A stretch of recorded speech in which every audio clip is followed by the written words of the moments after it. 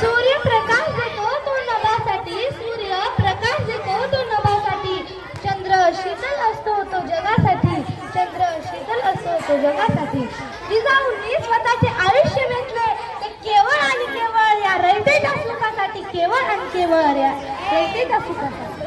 नमस्कार, माझे नाव दुर्गा केशव साखरे, मी आता 7वीत शिकते. आज खूप म्हणजे राष्ट्रमाता, राजमाता जिजाऊ आणि 2 म्हणजे स्वामी विवेकानंद. उभ्या हिंदुस्थानाचा आराध्य दैवत म्हणजे छत्रपती शिवाजी महाराज. या मातीतील लोकांना कसं लढायचं हे शिकवणारे, कसं लढायचं हे शिकवणारे छत्रपती संभाजी महाराज. मी यांच्या पावन स्फूर्तीला प्रथमतः अभिवादन करते आणि माझ्या भाषणास सुरुवात करते.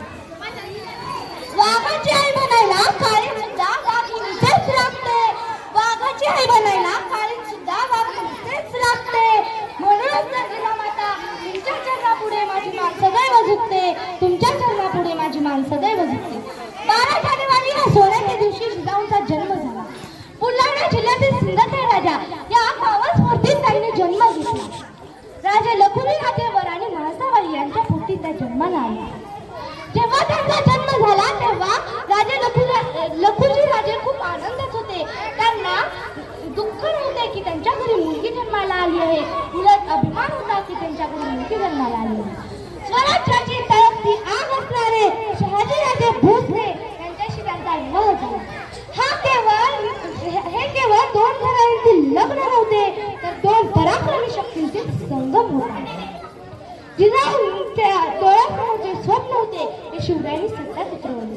ती गुलामगिरीत असलेली रयत त्यांना सुखी हवी होती. जिजाऊंनी शिवरायांना नेहमी सांगितले, शिवबा, स्त्री ही आपला नाही तर राज्याची अब्रू असते आणि तिचे रक्षण करणे हे प्रत्येक मावळ्याचे आणि प्रत्येक राजाचे कर्तव्य आहे.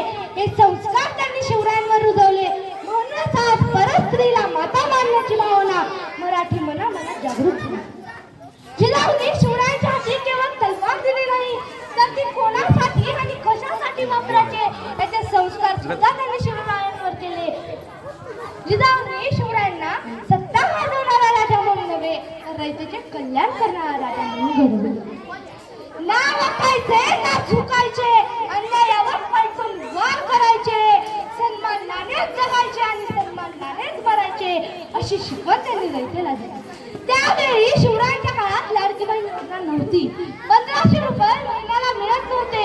शिवरायांच्या काळात लाडकी बहीण योजना नव्हती, मात्र लाडकी सुरक्षित बहीण योजना होती आणि ती सुद्धा छत्रपती शिवरायांनी सुरू केली. ज्या वयात शिवरायांना काहीच कळत नव्हते त्या वयात त्यांचं मन संस्काराने आणि विचाराने प्रभावित करण्याचं काम जिजाऊंनी केले. म्हणूनच मला इथे म्हणावंसं वाटतं, मुजरा माझा त्या माता जिजाऊला, घडवले तिने शिवबाला, साक्षात होती ती आई भवानी, जन्म घेतला तिच्या पोटी शिवबांनी. तिच्या माईच्या छायेत नव्हता जाती धर्म, सर्व धर्म समभाव हे एकच तुझे कर्म. तिच्या राज्यात होती सुखी सारी प्रजा, धन्य धन्य जिजाऊ, धन्य धन्य शिवाजी राजे. ज्यावेळी जिजाऊचा जन्म झाला त्यावेळी लखुजी राजेंनी विचार नव्हता केला की त्यांच्या घरी मुलगी जन्माला आली आहे की मुलगा. पण आज 18 वर्षाची मुलगी जर घराबाहेर पडली की तिला असुरक्षित वाटते. हेच आहे का जिजाऊंचे स्वराज्य? जरी जिजामाता या जगात नसल्या तरी त्यांचे विचार आपल्या भारतीय स्त्रियांना लगेच प्रेरणा देतील. त्यांचे कार्य आपण आत्मसात केले पाहिजे. या काळात मुलीने नारळ फोडायचं नाही, रात्रीच्या वेळी मंदिरात पाऊल सुद्धा ठेवायचं नाही. एवढा अंधश्रद्धेचा काळ आहे हा, तरीही म्हणतात मुलगी शिकली प्रगती झाली. हो, खरं आहे, मुलगी शिकली प्रगती झाली, पण अंधश्रद्धा मात्र जशाच तशीच राहिली. मला एवढेच सांगायचं वाटते की अंधश्रद्धा पाळायला नव्हे तर पाळायला हवी. ज्यावेळी ही ते बसल्या प्रत्येक स्त्रीला वाटते की आमच्या घरी शोभा जन्माला आली पाहिजे, आमच्या घरी शोभा जन्माला आली पाहिजे.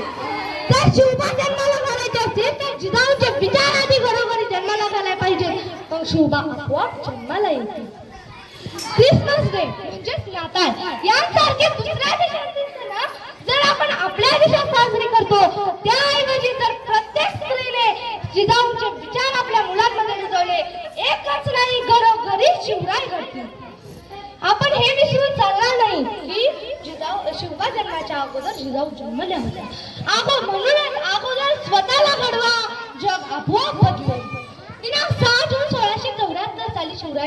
राज्याभिषेक झाला. माँसाहेब जिजाऊ स्वराज्य जननी झाल्या. हा केवळ राज्याभिषेकच नव्हता, तर माँसाहेब जिजाऊंच्या कष्टाचे फळ आणि कोट्यावधी मावळ्यांच्या रक्ताचे फळ होते.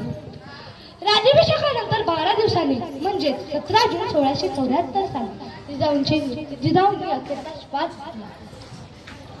आज प्रत्येक क्षेत्रात मुलीच आहेत. अगदी सरपंच पदापासून ते राष्ट्रपती पदापर्यंत सर्वत्र मुली आहेत. अगदी देश विदेशांमध्ये सुद्धा त्यांनी त्यांचे कार्य सिद्ध केलेले आहे. आयुष्यातल्या पहिल्या दिवसापासून ज्या स्त्रियांच्या वाट्याला संकटे आली, आव्हाने आली, तरीही त्या डगमगल्या नाही. परिस्थितीची झिंजत राहिल्या. मुलींसाठी शिक्षणाचे द्वारे खुले करणाऱ्या क्रांतिज्योती सावित्रीबाई फुले असतील, भारतातील पहिल्या महिला डॉक्टर आनंदीताई जोशी असतील, राजमाता जिजाऊ असतील, अंतराळात पहिल्यांदा पाऊल ठेवणाऱ्या अंतराळवीर कल्पना चावला असतील, अहिल्याबाई होळकर असतील, राणी लक्ष्मीबाई असतील, यासारख्या स्त्रियांनी दिवस रात्र एक करून त्यांनी स्वतःचे नाव इतिहासात कोरले आहे. त्यांच्यासारखेच आपण सुद्धा संघर्ष करूयात, आपण सुद्धा मोठ्या होऊया. जाता जाता एवढंच सांगते, निशब्दही पडते पुढे तुमच्या जीवनावर बोलण्यासाठी, निशब्दही पडते पुढे तुमच्या जीवनावर बोलण्यासाठी. काय काय बोलावे मी, काय काय तुमच्या संघर्षासाठी. 6 जूनला रायगडावर आनंदाचा सोहळा काढला. मात्र 17 जूनला रायगडाचा तो आधारस्तंभ कोसळला. राजमाता स्वराज्य जननी गेली, सह्याद्री गहिवरला. शिवबाचा तो पाठीराखा काळाच्या पडद्या आड गेला, काळाच्या पडद्या आड गेला. एवढे बोलून मी माझे भाषण संपवते. जय हिंद, जय महाराष्ट्र. शेवटी शिवगर्जना तर झालीच पाहिजे. जय जिजाऊ. तुमचं आमचं नातं काय? जय जिजाऊ, जय शिवराय. धन्यवाद.